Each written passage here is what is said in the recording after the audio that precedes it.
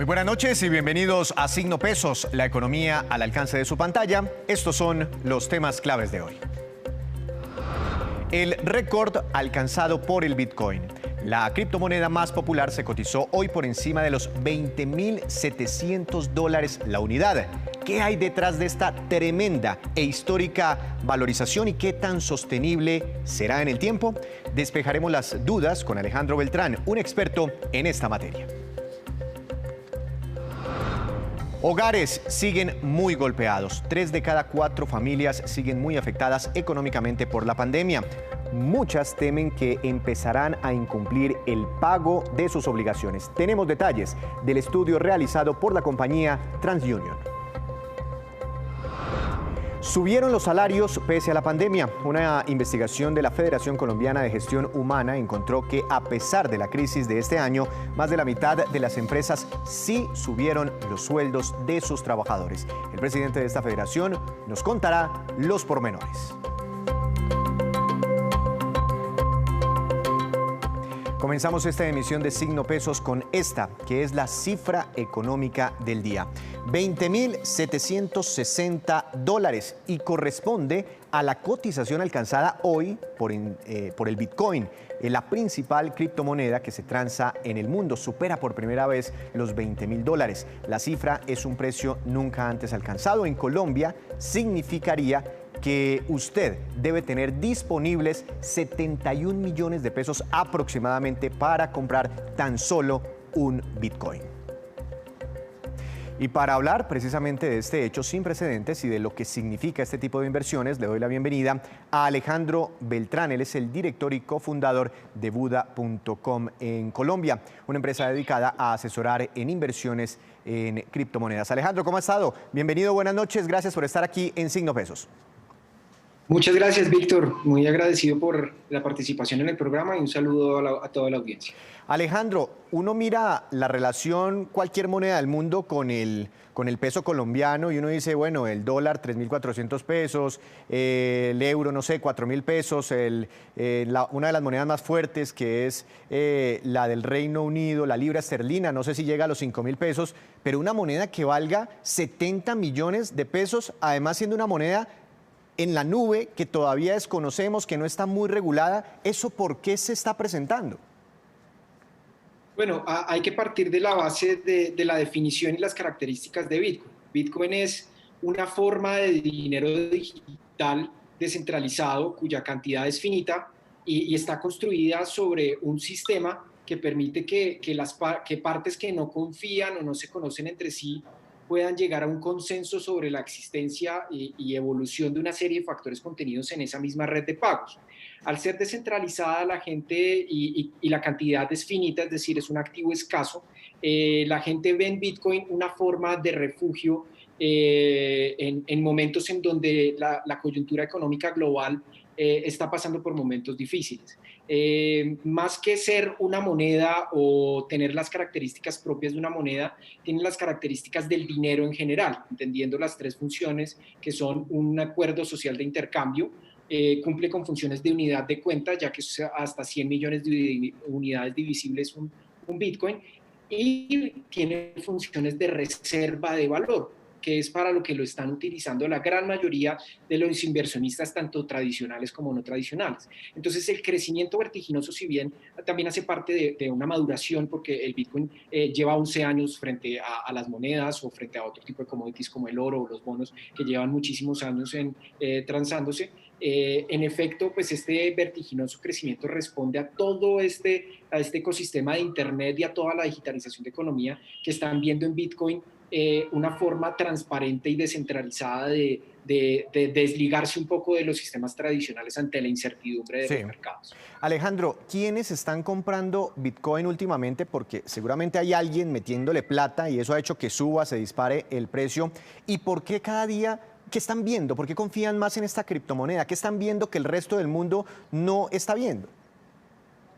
Pues a ver, hay un arranque particular, un inicio particular de este auge que se presentó principalmente en 2020, está relacionado más con la guerra comercial que está enfrentando China y Estados Unidos, en donde los grandes Big Techs están tratando de posicionarse, y obviamente Estados Unidos, viendo el gran alcance y el crecimiento exponencial de China, está viendo que Bitcoin puede ser un activo que puede salvaguardar un poco ese efecto del crecimiento exponencial de las grandes tecnológicas en este momento histórico que vivimos de estos cierres debido a la pandemia.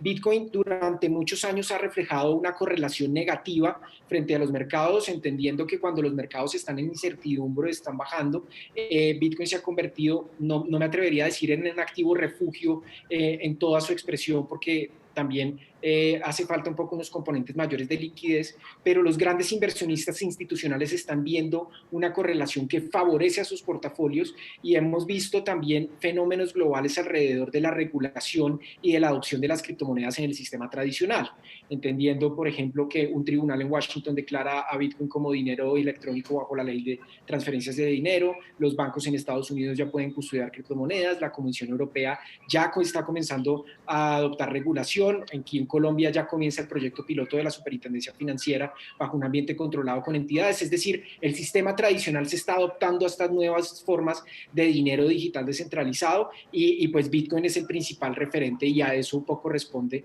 todo esto, estos cambios que estamos viendo del sistema, del sistema tradicional adoptando a estas nuevas tecnologías. Alejandro, usted dice que es una moneda que no lleva más de 11, 12 años en el mercado, una criptomoneda. Cuando nació el primer Bitcoin, cuando se originó, ¿cuánto valía? Pues para entender un poco la valorización que ha tenido. Y hoy en día, ¿qué se puede hacer con un Bitcoin? ¿Solo sirve para invertir o para qué más sirve?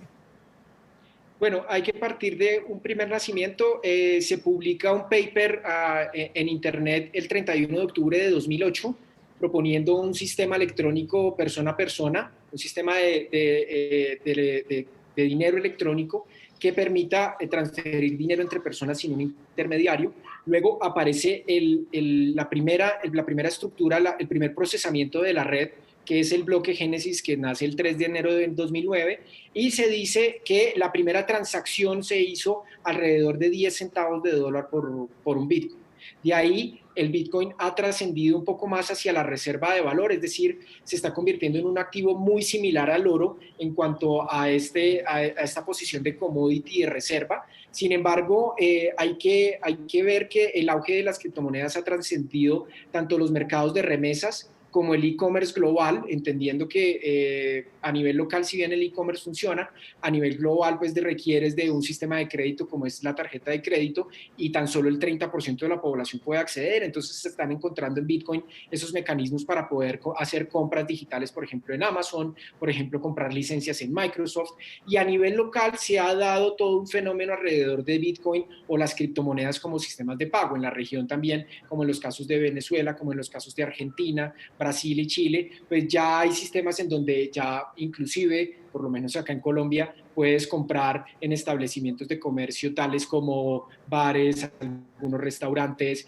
centros de tecnología, ya puedes encontrar Bitcoin como medio de pago, pero todavía estamos en un momento en donde la gente está guardando sus Bitcoins porque está viendo el gran valor que ha tenido y la proyección futura que han dicho diferentes analistas con respecto a su precio. Claro. Entonces la gente está resguardando más Bitcoin en estos momentos. No, pero es que si arrancó en menos de $1 y hoy está por encima de los 20.000, el que compró hace mucho tiempo seguramente se volvió multimillonario, Alejandro. Pero esa era mi siguiente pregunta. ¿Esto no es una burbuja? Porque una trepada así similar tuvo hace algunos años, no sé si recuerdo bien, pero alcanzó a superar los $17.000 y luego se pegó tremenda descolgada del Bitcoin hasta $3.000, $4.000, $5.000. ¿Es posible que vuelva a presentarse una caída así tan tremenda?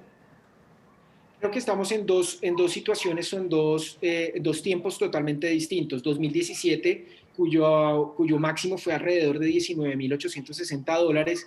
En esos momentos, el auge de las criptomonedas respondía simplemente a una euforia de mercado que no estaba constituida por los fundamentales que hoy en día tenemos en el mercado, que están mucho más atados a los temas regulatorios, a los temas de adopción al esquema tradicional, donde los grandes fondos institucionales de Wall Street comienzan a migrar sus portafolios a los criptoactivos, principalmente en Bitcoin, donde se está viendo un una utilidad ante momentos de incertidumbre y donde la adopción digital estamos hablando de una coyuntura totalmente distinta. Estamos hablando de un fundamental mucho más fuerte que un técnico que se veía de forma especulativa. Claro está que en 2017 había una expectativa con el lanzamiento de los derivados de Bitcoin en la bolsa mercantil de Chicago y eso respondió un poco a una especulación excesiva de estos inversionistas que comenzaron a ver en Bitcoin una forma de atracción de corto plazo. Pero Sí. hoy 2020 responde a unos fundamentales muy, muy sólidos en donde la gente ya se está dando cuenta que Bitcoin funciona, que Bitcoin, que de hecho muchos institucionales están sustituyendo oro por Bitcoin y creo que ya es mucho más sólido, ya no estamos hablando de una burbuja, sino de algo mucho más estructural y mucho Sí. más de largo plazo. Alejandro, muy rápido, esta pregunta, esta respuesta. En Colombia, ¿cómo estamos? ¿Se pueden comprar bitcoins? ¿Cuáles? No sé si tenga datos sobre las transacciones que se estén dando desde Colombia. Pues Colombia, hoy en día las transacciones, según las fuentes públicas, es la tercera economía de mayor adopción en intercambios persona a persona en Bitcoin en el mundo, entendiendo que Venezuela es un actor bastante importante y economías como la rusa y la estadounidense también son protagonistas fuertes del intercambio en criptomonedas. Entonces, aquí en Colombia, y se reportó en 2019, el 84% de las operaciones en Latinoamérica correspondían a transacciones cuyo market cap pues, estaba concentrado en Venezuela y Colombia. Y las transacciones y la evolución también que ha tenido esta relación bilateral con Venezuela, entendiendo las restricciones de capitales y un poco los efectos inflacionarios de las economías de Venezuela y Argentina, pues Colombia también responde un poco a ese efecto de negociación e intercambio en donde pues todo este auge ha respondido a que la gente en Colombia ha transado criptomonedas y Colombia es un actor principal en el ecosistema no solo de la región, sino a nivel mundial. Creo que ahí vemos que el mercado colombiano crece exponencialmente y sigue siendo protagonista. Estamos hablando de las 10 economías más grandes de Bitcoin en el mundo. Alejandro, muchas gracias por esta explicación y en la medida en que siga subiendo o se desplome, pues seguiremos hablando sobre esta criptomoneda. No es la única, ¿no? Hay más. Muchas gracias y que tenga una feliz noche. A ustedes, muchas gracias. Feliz noche. Un mundo todavía muy desconocido para los colombianos. Y la compañía TransUnion, cambiando de tema, realizó en este diciembre un nuevo estudio sobre el comportamiento de los hogares en Colombia y el impacto que causó la pandemia a nivel financiero. La gran mayoría de las familias aún se declaran muy resentidas en sus economías. Veamos las explicaciones de este informe. La situación financiera de los consumidores. Entonces, 72% de consumidores impactados negativamente por el COVID-19 en lo que tiene que ver con sus ingresos. ¿Cómo se está dando ese impacto? ¿Cuáles son las principales razones? Siguen siendo las dos principales. La reducción de horas de trabajo, esta ha sido la principal razón a nivel mundial. 36% de los consumidores dicen que han visto sus horas de trabajo reducidas y luego la pérdida de empleo. 26%, si bien, y de nuevo destaco, estos números han venido mejorando desde abril hasta hoy.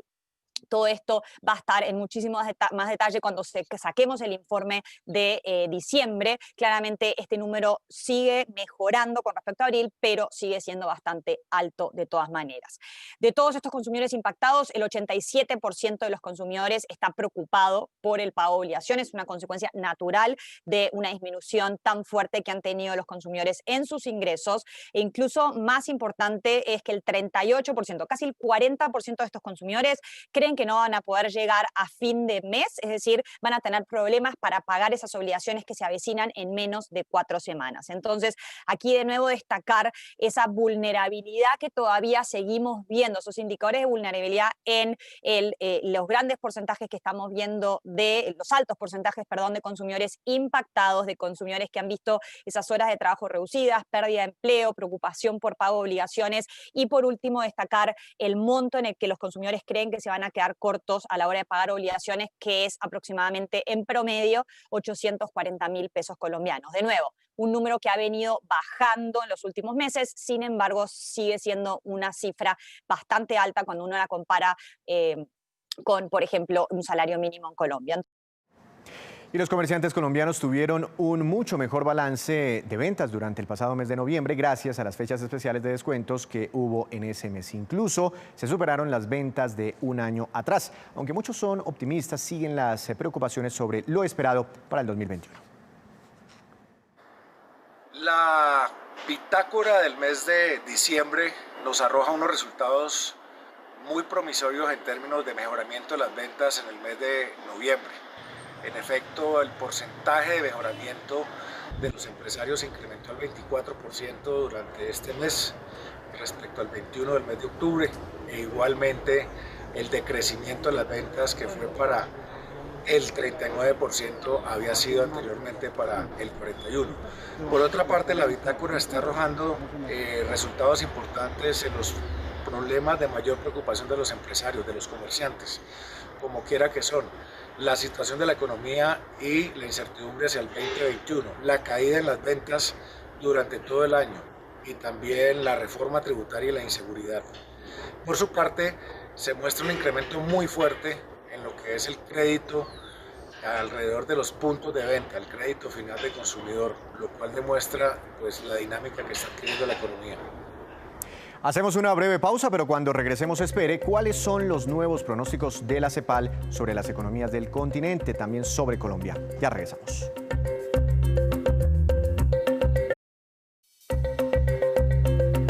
La pandemia y la crisis económica derivada de ella produjo millones de despidos en nuestro país. Por eso sorprendieron un poco los resultados que arroja un estudio de la Federación Colombiana de Gestión Humana, ACRIP, entre 200 compañías. Para conocer los detalles, saludo al doctor Juan Carlos Ramírez, él es el presidente de esta entidad. Doctor Ramírez, buenas noches, bienvenido a Signo Pesos. Cuéntenos qué ocurrió este año con los salarios según el estudio que están reportando ustedes en este momento. Buenas noches a ustedes y buenas noches a toda la audiencia. Pues sí, estamos haciendo el lanzamiento acostumbrado de nuestro estudio salarial, que es una muestra tomada alrededor de 200 empresas durante todo el año 2020. Y digamos que tenemos unos hallazgos interesantes. Encontramos que, recordemos que la pandemia para nosotros aquí en Colombia arrancó por allá en el mes de marzo, y muchas de las organizaciones hacen incrementos arrancando el año. Entonces podemos encontrar cifras que llaman la atención, como que hubo entre las empresas que hicieron aumentos de salario, que fue el 51.7% de la muestra de empresas, el promedio de incremento fue del 5.54%. Recordemos que tuvimos durante el año pasado, cerramos con una inflación del 3.68 y el mínimo se incrementó, el salario mínimo se incrementó en diciembre del año pasado el 6%. Entonces, ese incremento promedio de las empresas, ese 51.7% de organizaciones, estuvo relativamente muy cerca del aumento del mínimo, salarial que fijó el gobierno. Encontramos unos temas que nos llamaron mucho la atención. Por ejemplo, una situación que antes no se presentaba, y es que evidentemente hay un grupo de organizaciones que rebajaron salarios. Esa era una variable que definitivamente nosotros no la encontrábamos en otras épocas. Entonces encontramos que un 15.45% de las organizaciones encuestadas decidieron reducir el salario y un 33.38% de las organizaciones encuestadas mantuvieron el salario sin ningún tipo de variación. Encontramos también que, digamos que las organizaciones en términos generales tomaron acción sobre aquellos beneficios extralegales o puntuales que normalmente acostumbraban a tener. Entonces se vieron afectados temas como las primas extralegales, las primas de vacaciones. Entonces, por ejemplo, cerca de un 4% de las empresas redujo o eliminó la prima extralegal de junio y de diciembre por motivos de la pandemia. Encontramos también que casi un 14% de las empresas redujeron o eliminaron los bonos que tenían durante su normal funcionamiento, y algunas, un 11%, manifestó haber reducido o modificado el pago de comisiones por ventas. ¿Y esos beneficios extralegales se podrían haber perdido ya para siempre o es un tema coyuntural? Las empresas planean volver a retomar esos incentivos que no son consecutivos a salario, pero pues que al trabajador le sirven mucho. Uno esperaría que se genere un efecto rebote y que volvamos a tener esos beneficios en los trabajadores. De hecho, muchas organizaciones o la gran mayoría han tomado este tipo de acciones como acciones puntuales, pero pues también todo depende de qué nos vaya dictando esta situación. Estamos viendo que está terminando el año y todavía tenemos incertidumbres, tenemos pandemia, estamos en ciertas partes del país tomando nuevamente acciones de cierres. Entonces, las organizaciones, en lo que uno puede ver de los resultados de estas encuestas, han tomado acciones para sobrevivir, para poder proteger el ingreso de la mayoría, reduciendo los beneficios extralegales en forma puntual.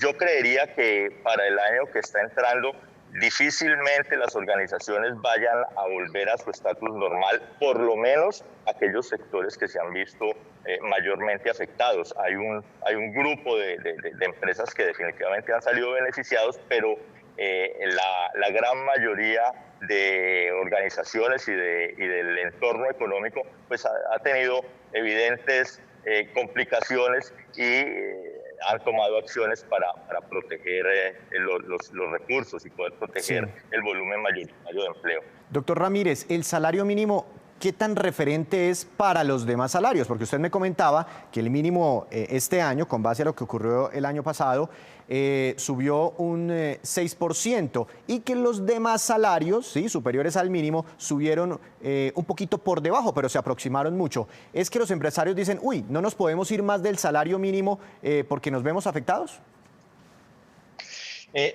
En la experiencia que nosotros tenemos en este tipo de encuestas se producen dos efectos. El primero es que para los niveles altos de las organizaciones, me refiero a las personas que están en la parte alta de la pirámide, normalmente los salarios suben en un porcentaje de lo que dicta el gobierno de ese salario mínimo. Y los niveles intermedios y bajos se acercan mucho más al mínimo. Hasta obviamente aquellas personas que ganan el salario mínimo, que por obligación del Estado, de la norma, pues tienen que subir el porcentaje. Aquí lo que nosotros estamos diciendo, particularmente en esta encuesta, de lo que sucedió en el año 2020, es que de las 200 empresas encuestadas, el 51.7% decidieron hacer incrementos. Sí. Y ese 51.7% incrementó sus salarios en un 5.54%. Pero tuvimos un 15.45% de organizaciones que decidieron hacer rebajas. Sí. Y esas rebajas pues fueron importantes porque definitivamente necesitaban cuidar el centavo. El promedio de rebaja de esas organizaciones fue del 25.97% en su salario. Uy, fue una disminución bastante importante. No, le pregunto lo del salario mínimo pensando más en el 2021. No sé si ustedes alcanzaron a consultar a los empresarios sobre expectativas de incrementos, pero bueno, ya sabemos que no hay muchas expectativas por la contracción de la economía sobre el incremento del salario mínimo para el 2021. Entonces, ¿cuáles serían las expectativas sobre los demás salarios? Sí, respondiendo a tu pregunta, yo creo que hace sentido, viendo estas cifras, que las organizaciones van a tratar de seguir protegiendo su ingreso y el trabajo de la gran mayoría de sus empleados. Si pensamos en que han reducido los beneficios extralegales, pues también podríamos inferir allí que los incrementos salariales van a estar muy medidos para el próximo año, por obvias razones. Hay evidentemente un estado de incertidumbre enorme, no sabemos cómo va a arrancar el año, esperemos que las cosas pinten mejor, pero a hoy la situación sigue siendo complicada. Entonces, eso definitivamente no va a alentar a muchas organizaciones a hacer incrementos agresivos en sus salarios. Por eso es importante lo que suceda entonces con el salario mínimo que se está negociando, bueno, se está intentando negociar por estos días. Doctor Ramírez, muchas gracias y muy interesantes sus cifras. Que tenga una feliz noche. Muchísimas gracias a ustedes. Gran expectativa salarial entonces para el 2021. Hacemos otra breve pausa, pero ya les contaremos cómo se está moviendo la competencia en la industria de los cosméticos. Ya llega Juan Fernández con su movida empresarial.